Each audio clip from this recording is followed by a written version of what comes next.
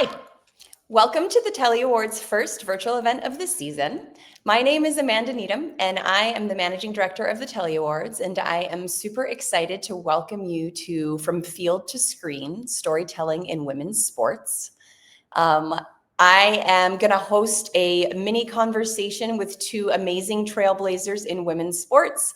And we are going to see some of their work, hear a bit about how they approach their video and brand marketing strategies, and then have a conversation amongst ourselves for a number of sort of prepared questions. And then I'm going to open it up to everyone here for additional questions that you might have for them.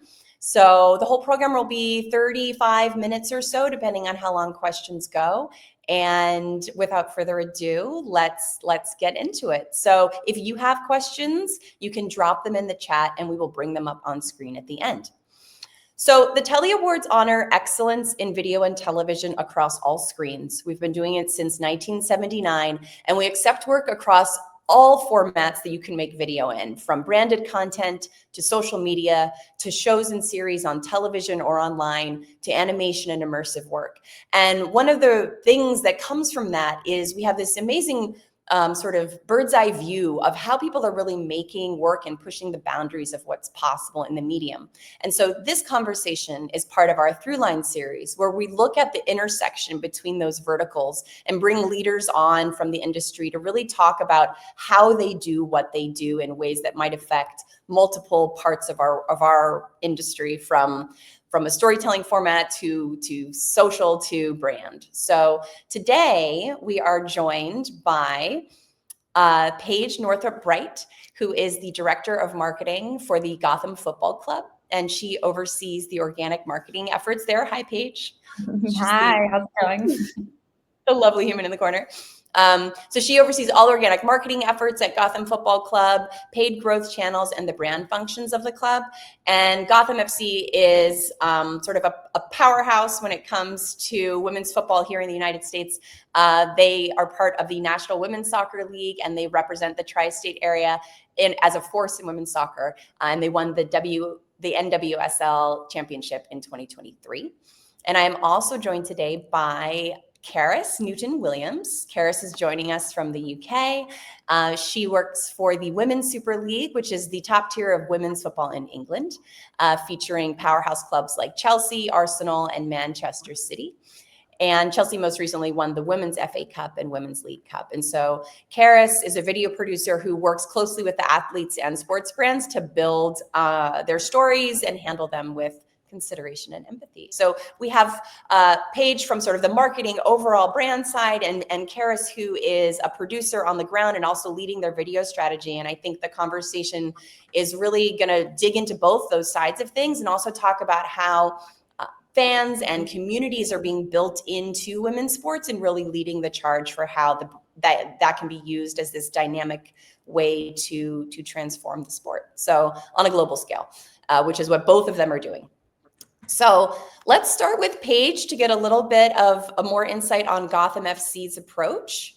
Paige, do you want to, actually, yeah, so both of you, what we're going to do is sort of just start off with this question. Tell us about what's original in your approach to brand storytelling, whether it's from a strategy perspective or your specific work you're doing or how you think about building stories. And we'll start with Paige. Yes, thank you, Amanda. Very kind intro. When I think about what we're trying to do at Gotham FC, I think we are obviously trying to create a really powerful women's soccer brand. But overall, we're trying to create a brand full stop. We're trying to create a powerhouse brand that is talked about in pop culture and in the dialogue of what it's like to be a New Yorker or someone who's just participating in pop culture. So we're kind of stealing ideas and inspiration, not just from sports, but from fashion brands and entertainment brands, and having kind of an inspired approach at that brand building activity. Cool. You have a short film that you can show us to sort of like frame your work. Is that right? Yes, we do. Credit to our video team and my video colleague Ella for creating this awesome clip. But there's a short CTV ad that I'll share with you all in just a moment that basically tries to position Gotham as one of the many awesome entertainment offerings in the New York City market. There's a lot to do in New York, and we want to be seen as a contender for how you spend your Friday night, Saturday night, or Sunday afternoon.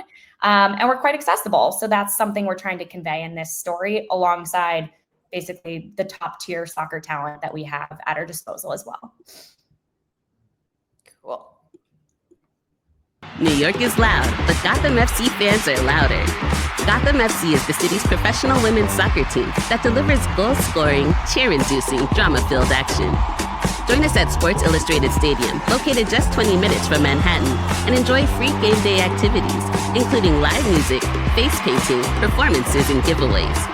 Don't miss your shot at tickets from just $20. Go to GothamFC.com and consider your weekend planned.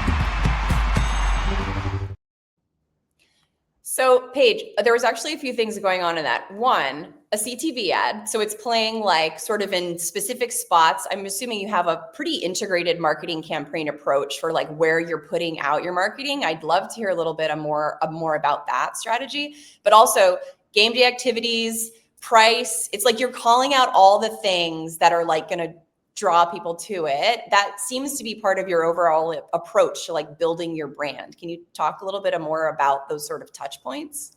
Yeah, definitely. To your point about basically geo-targeting, we are the only soccer team basically next to DC on the East Coast. So we have a wide radius, but we try to kind of contain it within sections of New Jersey and then also New York City, including like Brooklyn, Queens, et cetera. So we have a pretty tight radius that we're really trying to blanket as we go to market with not just CTV, but also display targeting, paid social, out of home, things like that. And to your point about kind of the messages that we're trying to get people to walk away with from that ad, obviously soccer is the focus. Like we can't sell anyone a ticket without highlighting how incredible our players are and the quality of international talent that is the product that they're buying. But to kind of pull people who are more casual fans who might not consider themselves a sports fan or a soccer fan, we're also trying to highlight how it's, you know, a day full of fun. There's things like at our Pride match, we had free manicures, we had tooth jams, we have, you know, pregame parties at a bar next door. So kind of trying to convince people that if you're not a sports fan, it's just because you haven't been to a Gotham game yet, and you will be after you leave. It's an experience. I mean, the whole approach is like, it's traditional marketing in multiple ways, but it's like you're building a whole world really that people can access and be part of, which I think is really, I think it's unique. At least I think it happens in women's sports, but I think it's kind of a model for how to really properly build a brand in the modern age. Right. Yeah. I think a lot of the things that we hear is that people come to Gotham games for the community and for the people that they see. And if you're a season ticket holder, you sit next to the same folks and you're kind of building friendships and relationships around a shared interest, which is the soccer team. And so we try to kind of, you know, point at that as well as to why you would come out. Cool. Karis, let's bring you on screen so we can hear a little bit more about the Women's Super League. Hi. I would love to hear a little bit more about what you were doing over on your side of the pond in a global fashion when it comes to video and storytelling for the Women's Super League. Tell us a little bit more about that. Yeah, thank you for having me, and it's exciting to be on here with Paige as well. I want to go to a Gotham game now. So I think what's really exciting within the WSL at the moment is that we're kind of in this position to create video content on a scale that has historically been really difficult for women's sports brands. You know, historically, realistically, the funding and amongst other things, infrastructure just kind of hasn't been there. And women's football's just seen this huge surge in popularity, which is incredibly exciting. So we launched a YouTube channel with the start of the previous season to this one. And my mission within video within that is really to ensure that all of the content we're putting it out, being kind of hub, hero, or hygiene pieces just across the board, feels really true to our kind of league culture true to our fans. And for some of those fans, if they're kind of OG ride or dies and they've been here for a long time in women's football, they've been waiting a really long time to see women's football kind of be on this scale. And then if they're new fans, they come in with the expectation that it's going to be pretty high level. So that's exciting. It's an opportunity.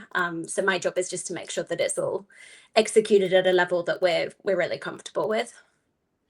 So set up what we're going to see from your team, and then we'll talk a little bit more about that process or your approach to video storytelling. Yeah, so this piece coming up is our promo to coincide with season launch. So it's for our current season. So it's a real, I think, just flavor of our league as a whole, because we have 12 teams within the Barclays WSL, but then also 10 teams in the WSL2, which is the league below. So there's quite a lot of different teams to cover, but yeah, hopefully it gives you a good idea.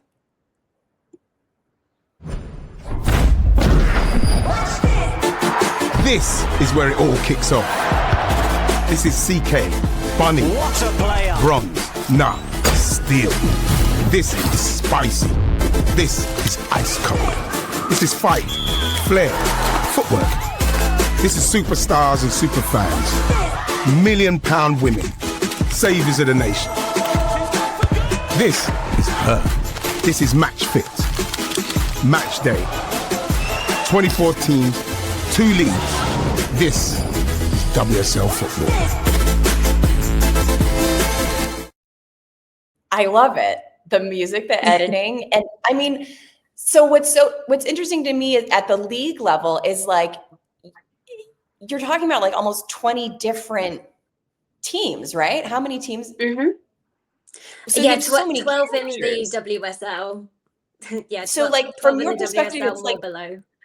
Yeah, but you have like so many characters, so many stories, so many places that you can go with. Like, how are you guys thinking holistically about the YouTube channel, for example? Like, what kind of stories are you sort of leading with that you think will work like across multiple markets, but like are elevating the league as a whole? Well, we work really hard to ensure parity, but ultimately what I always come back to is, what do the players want to show and what do the fans want to see? Because those two things really need to align. There is absolutely no point coming out with all these creative video ideas that you just know the players are going to hate, or if the players are like, yeah, I don't mind doing that, but it's not something that's going to engage fans. It's a real balance in honesty. And I think there's a lot of creative potential within that encourages you to think kind of outside the box. And it also means that there's a lot of opportunity. We've got so many great stories and club stories and player stories to tell that actually it's trying to make sure we do them all justice. Yeah. Let's bring Paige back on, because both of you are really like, you're elevating women's sports in general, right? And so what is different about women's sports, the women's sports brands you are sort of trying to build, and like a traditional men's football approach? Like, how are you both approaching that differently? What are the stories that you guys think are telling, and are you telling them differently? I would love both your take on that. Yeah, I mean, something that might be unique, A, from the American market, and B, from just the men's side in general, is that people become Gotham fans because they are U.S. women's national team fans first, and they are watching the Olympics and they're watching the World Cup, and they decide that Rose Lavelle is their favorite player of all time. And then they kind of work backwards and say, where does she play for the 3 years and 11 months in between these big moments? And they decide that now they're a diehard Gotham fan and they're going to come out and support those national team players. And then by doing so, they're falling in love with the other talent on our roster who might be international and might be also just as, exciting to watch on a weekly basis. So that's a big difference from, I think, the men's side, where it's kind of generational. You're passing down a love for, Chelsea year after year to your kids, and they're living close to the stadium, and that's the team that they pick. So it's a different kind of fan acquisition journey for us. And for that reason, the Olympic moments are really big. The World Cup moments are really big for us to kind of focus on. Karis, what about you? I actually completely agree with Paige there. So in the UK, the Lionesses have just won back-to-back Euros, including this summer. So yeah, we find that a lot of particularly new fans tend to be player led. They might fall in love with, like in that video, we had Chloe Kelly, Michelle Adjumana, just these really exciting players at the moment who performed really well, and they play for Arsenal, and then Michelle is on loan to Brighton, respectively. So people might go and find those clubs through that more so than living nearby. So you could live in the other end of the country and suddenly find that you're a Brighton fan. So it's a really different way of looking at it. But that lends itself to, like, from a storytelling perspective, like the characters, the people, the sort of world building that you can do is an accessible actually to multiplicities of people. Like, what kind of stories do you tell, Paige? Like what sort of things are you finding like work? We saw like the general overview, but like, do you do personal things? Like, and then Karis, what is the balance that you have found that your team and players like that hits the line between marketing and like what's authentic and actually exciting and new?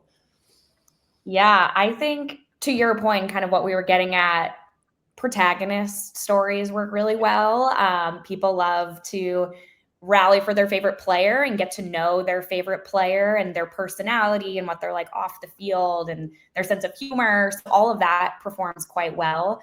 I would also say rivalry content and kind of like the most beloved player on the other team. How does that person compare to our protagonist at the moment? And kind of, I don't know, we had some rivalry content last week when we took down the #1 seed, subtle brag there, but just kind of like poking some rivalry flames at other teams in the league is very productive and gets your fans kind of chatty in the comments.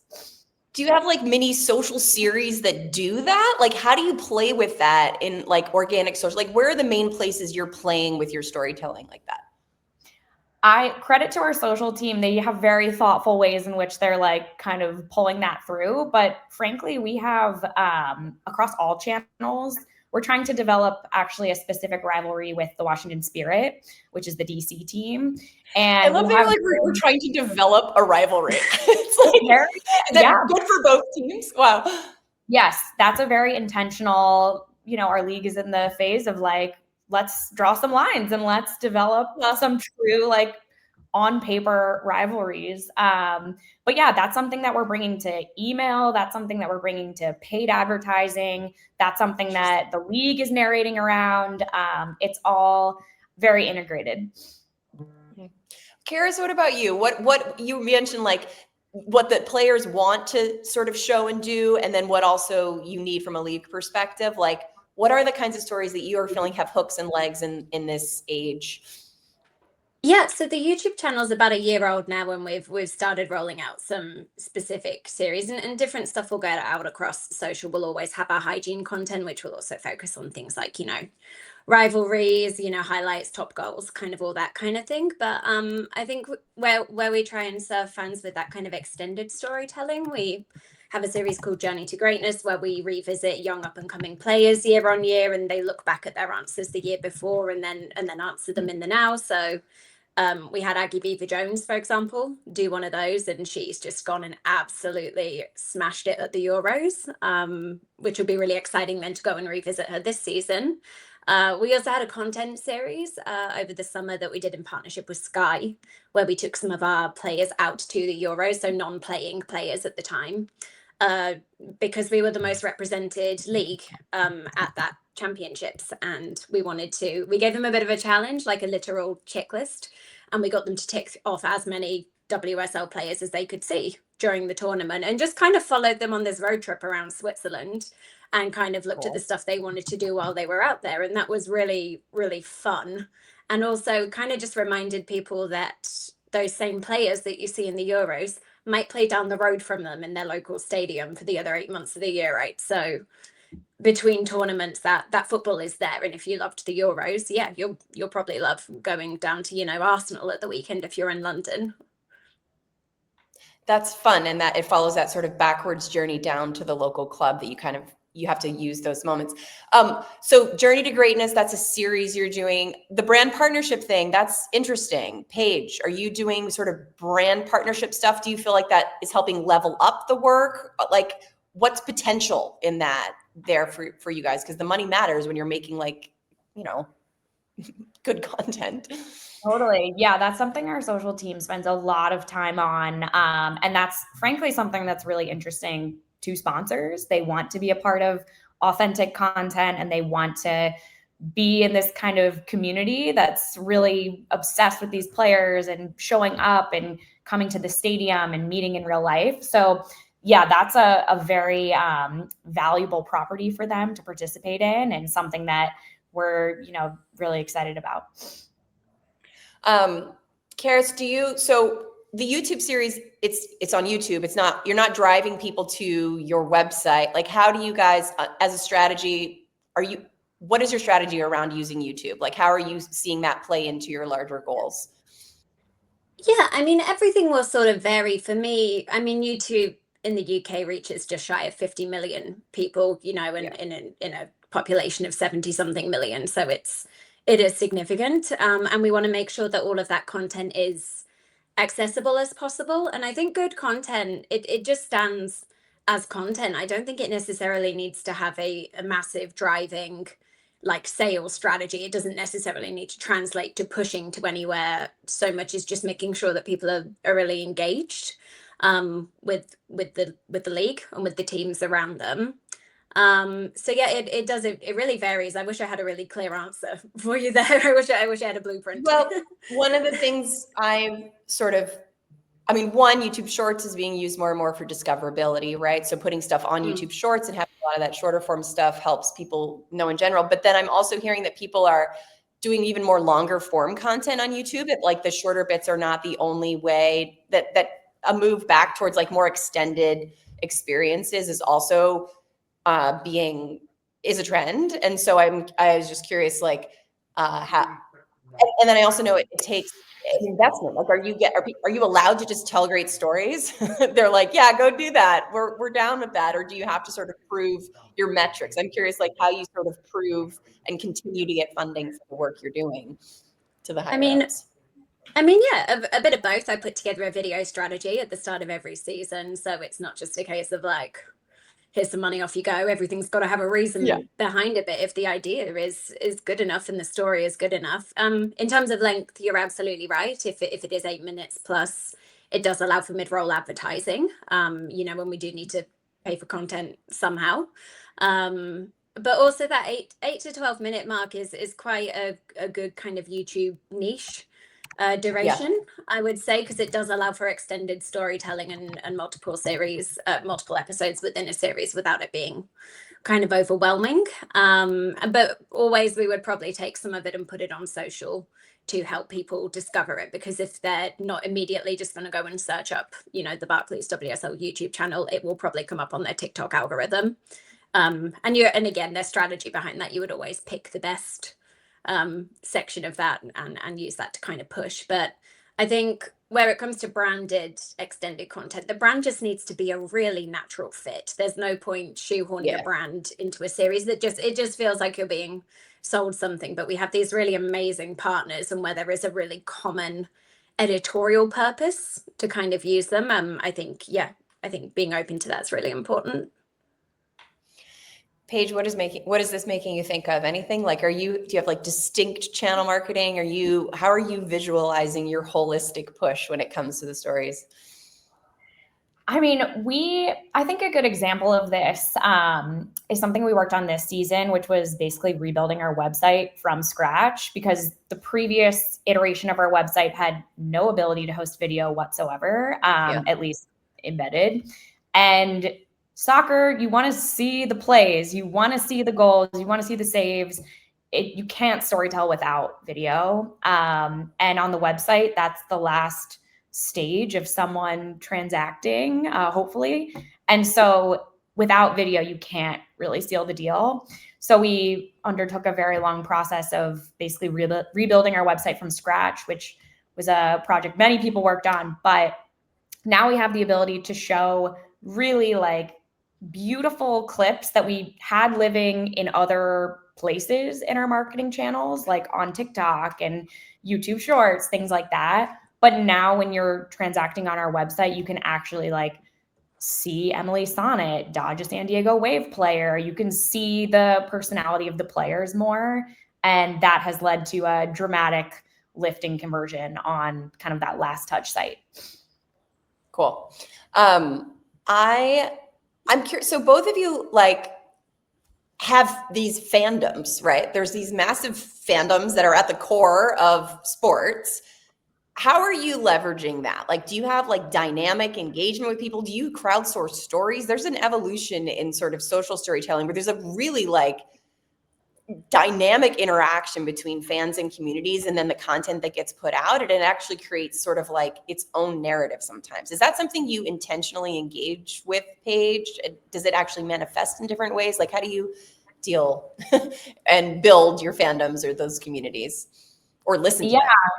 I think we have so many sub communities of people. Like, for example, we have a lot of WSL watchers because we have 2 players who play in the Euros, and we have like great international sub communities who are tuning in from abroad. When I think of sub communities for Gotham, I think the LGBTQ plus community is just such a core piece of women's soccer broadly, but also our fan base, and giving them kind of like the space to storytell what Gotham means to them, and how our stadium is a place where like their community not just is supported, but is like forefront and is in charge in a lot of ways, is really valuable. And I think we've pulled a lot of those stories through, which kind of shows an allyship, not just like at the Pride match, but throughout the entire season. So I really think of that community when I think of like our core fans. Cool. Karis, what about yourself? How do you engage with your fandoms, those communities, the different sports teams, and like, does that become a dynamic layer in the storytelling you do? Yeah, I ultimately that's who we're creating video content for, right? And anytime you're creating video content, you need a really good idea of the audience you have in mind. Otherwise, you're probably spreading kind of editorial far too thin.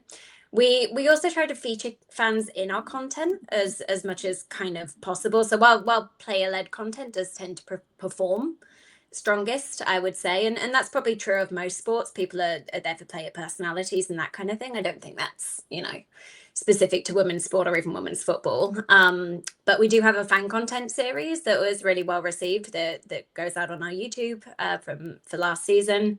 And then we are trying to do more with fans this year, particularly in our hygiene content and social media, because they're everything, right? Without fans, you don't have a league. So I think first and foremost, listen, learn. They can be critical, and that's okay, because we need to listen to that, but they will also be our biggest champions.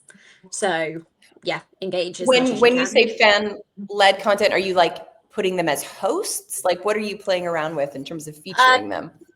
Telling their stories. So the fan content series was fan communities, the stuff we've done this week that all come out ahead. We have a few big derbies this weekend. We went into fan spaces and filmed with fans, and we're using them in the media in the run up to those events. I think they need to be seen in these and see themselves in the spaces and in the culture of the league. I think that's really important. Cool. Well, so then to both of you, and I want to leave some room for external questions, but what do you think what is something that people in other fields can learn from your experience building a brand, building a sports in this sports context? Are there takeaways that other video makers or brand marketers can and should be thinking about? Yeah, I think I've worked in consumer products. I've worked at different types of, like I've worked in finance, I've worked in health tech. Something that I think Gotham does very well and sports does very well is jump on trends quickly. I've been in other situations where people talk about deciding on jumping on a trend for like a week. And by that time, the trend is over. No one's talking about it. It's going to come across very flat-footed and like out of touch. I think good example of this is our team, credit to them, where there was a White Lotus episode that dropped, and within like 4 hours, we already had an entire carousel of like fun meme content about White Lotus. that doesn't happen at like a big conglomerate. Like people would talk about that for 2 weeks. And at that point, no one cares. So I think obviously you have to run everything through a lens of like, is this brand appropriate? What's the risk of moving quickly on things? But I think Gotham and sports in general, we kind of are willing to jump in quickly and participate, which is great. Awesome. Karis, what about yourself? Yeah, so my background was, again, with most producers working in women's sport now, my background was in men's sport because it had to be, that's where the jobs were, right? And what I really enjoy about working in women's sport in this space is that it's much more open to new ideas and to trying things and testing. And look, we work with our incredible agencies, Little Dot and Anomaly, also to make this happen. But everybody kind of just gets in a room and throws out all these ideas, from my experience in men's leagues, it would be really hard to get a lot of that over the line, while the question here is like, if we could do it, how would we do it? Like, it tends to be a lot more open.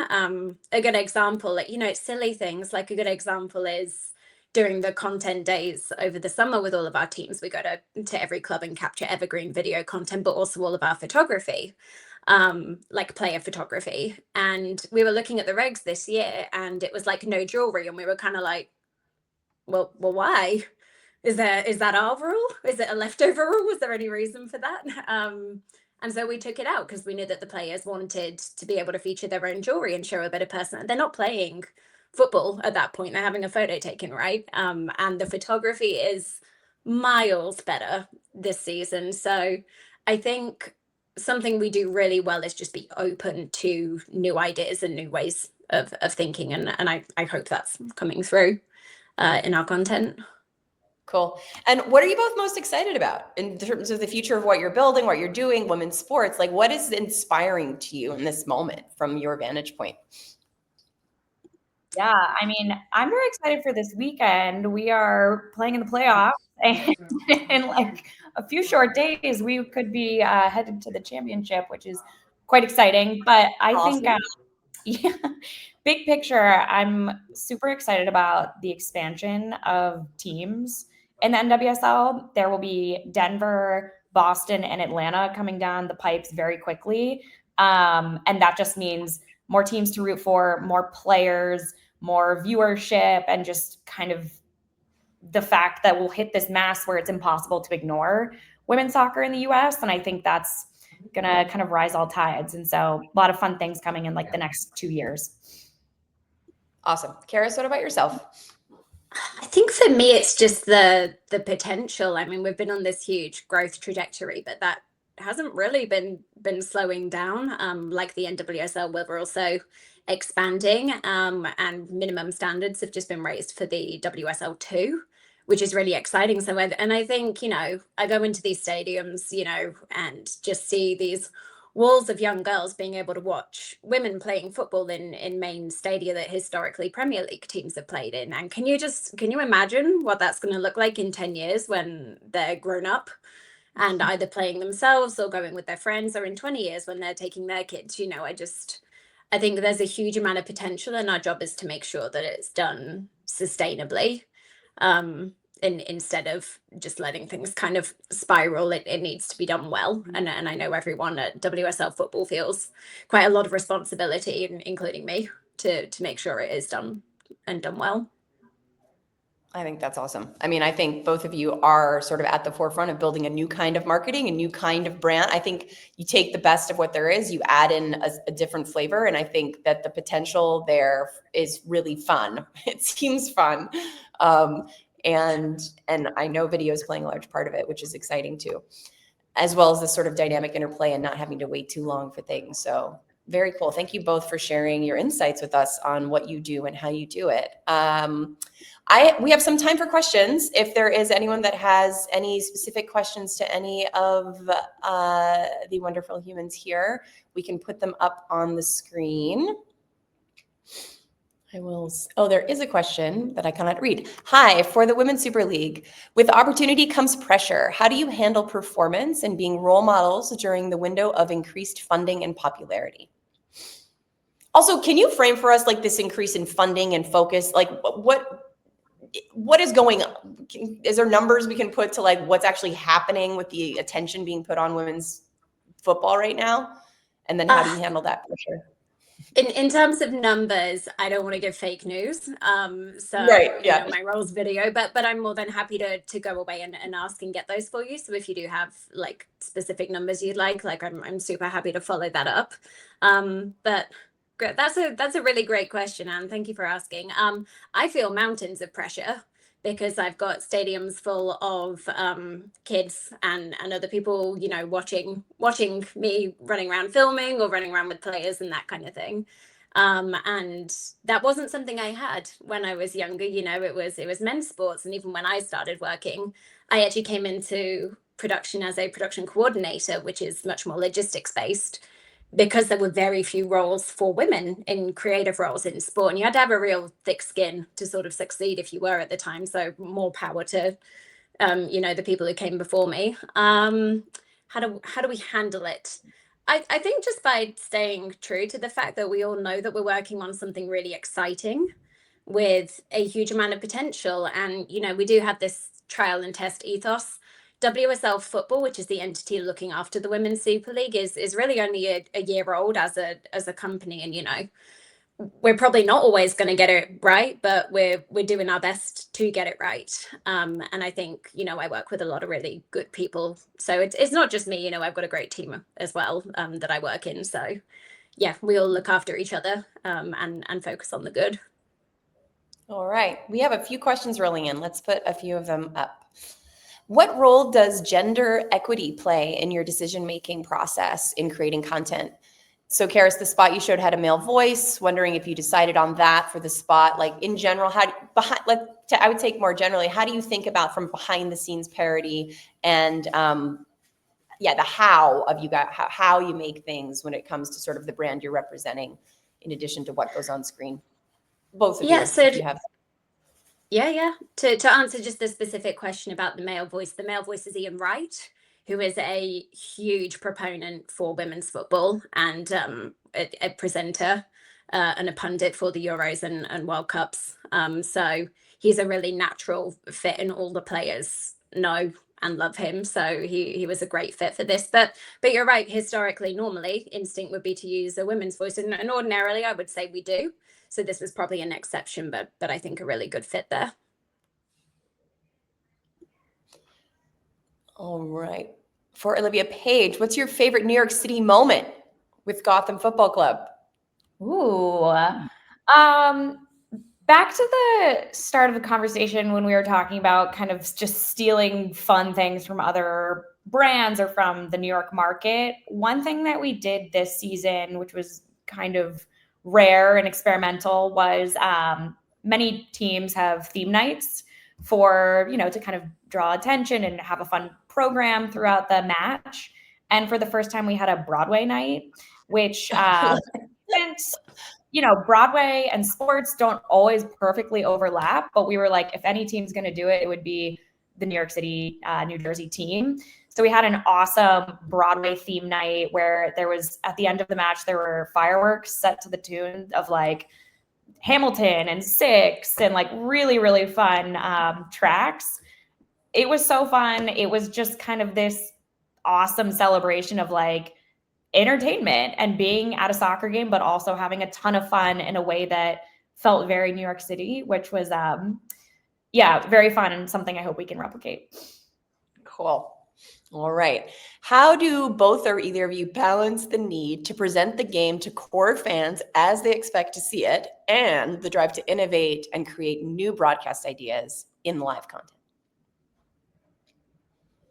Or I would say in storytelling, in any of it, in the series you're doing or in the approaches you're taking. Is there a balance or attention there, or how do you do that? To me, I think it depends on the channel. I think when we're speaking to people who are existing followers of the team, we're showing them the highlights, we're showing them like the score reports, we're giving them the bread and butter. And then I think when we're trying to hook new fans in paid advertising, CTV, things like that, that might be where we're a little bit more experimental to try to kind of find niches and try to get people who again, like might not be following women's soccer or women's sports, but might give it a shot because of an interesting approach that we took. All right, Karis, interesting that you said that you work with Anomaly and Little Dot. How does your organization decide what projects are produced with an agency and what you produce in-house? I've seen a trend of more client direct projects, and I'm curious from your perspective, the pros and cons. Yeah, good Probably question. Yeah, so it just really varies, and there are a number of factors that will play into this. Some of it is as simple as like resource, you know, we women's football is a growing area. Our team is increasing year on year, but right now I'm the video producer, and I'm one person. I work with a great content team, but sometimes I do have to outsource stuff to agencies, but we'll always have oversight on that stuff. And then there's a lot that I really like to keep a little bit closer so that we have more control over the editorial. Other things that can inform it are things like, do I or someone on my team have a relationship with that player? Are they going to trust us more if we can go in and shoot that and be much more hands-on with that project? So for Swiss Challenge, the one we shot out at the Euros, we were taking players out. I shot and edited that one myself, and then sent it back to an online editor in the UK who was kind of finishing that edit while I went and shot the next episode. And they were coming out every 3 days, and they were, probably about 10 to 12 minutes long on average. So yeah, I just take it on a case by case is probably the cleanest answer to that. How big are your video teams though, both of you? Do you have in-house video? Like what is your investment in that from a team perspective? Or it's a lot of contractors, and we have dedicated video resource, and then a lot of people who come game day and are on the iPhone or on the video camera, literally recording game footage as well. Cool. Yeah. So again, it really varies. Content ebbs and flows through the year. There were points in the football season, kind of marquee moments where we'll have a huge need for lots of videos. So we have a 4 to 5 person content team in-house. I look specifically after hub and hero video and also weigh in on hygiene.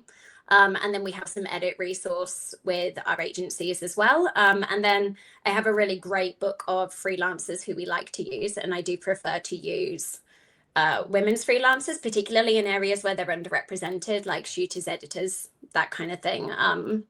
Just to make sure that we are, and actually that's something I would really encourage as well, is while we're transitioning from a lot of talent working across men's and women's sport, if there are women's contractors out there who maybe don't have as much of experience, it might just be because they weren't given the opportunities in men's sports. So I would say just be really open creatively to that. There are lots of great creators out there. And if I produced and shot everything myself, it would all look and feel the same, which would get boring quite quickly, I think. That's a good point. Yeah, getting this dynamic look that you want, just like you would for any commercial reel, you want the different look and feel of a director for different types of stuff. So we have a question from Mike, and then we're going to close it down. MCO, is it an exciting development in women's football? You will have to clarify that for me and us. How does the game walk the line between the shared resource and visibility that MCO and new business models offer, and ensuring that there are distinct football cultures in leagues and distinct aspects within those cultures? Does that question make sense to you, and can you explain it to us?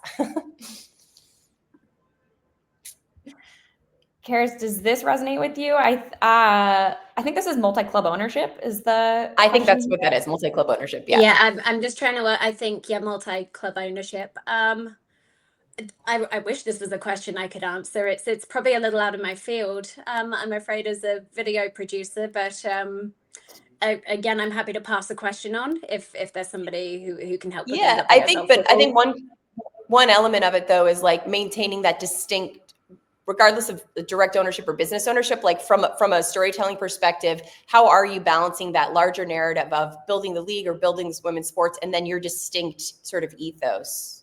Do you guys? Yeah, I mean, or the distinct local ones. Yeah. This might not be speaking directly to the gem here in this question, but I think one thing that is very empowering about not having a male brother team in like the Red Bulls or NYCFC, they're not affiliated with us. And I think that gives us the power to create really authentic brand building and storytelling and kind of build a women's club for women's soccer fans that doesn't have to answer to, you know, other types of leagues or teams. So that's been really empowering and something that I think is really great for the NWSL as a whole. Cool. Yeah, I think from a league, you know, there's always going to be multiple teams in a league. You know, we always have lots to cover, and as the expansion happens, we'll see more and we'll have to balance more. So I don't think it would affect from like video coverage of all the clubs. I don't think it would affect too much. We just would want to cover everything as best as we could. Cool. Well, thank you both for your time, for your insight, for your tips, for your genuine answers. It was really lovely speaking to both of you. And we will, if you have any like things you want to share, we'll send an email out to everyone that RSVP'd. So if there's certain things about your clubs or your league that you want us to share, we can do that. And then maybe, I don't know if there are questions that weren't answered, we can give you to those, and then we can follow up on that stuff. But thank you for being part of our first Through Lines of the season. The Tellies is open for entries. So if you're making sports content or branded content or social content or any of the above, we're open through December 12th for our early deadline. I would love to see all of that work, and you guys can follow Karis and Paige on the internet and continue to follow their careers as you will. We'll send out their LinkedIn info and stuff like that as well. So thank you all for joining us. And thank you guys for being here on the panel. Thank you. Very fun. Happy to be here. Thanks. Bye. Take care.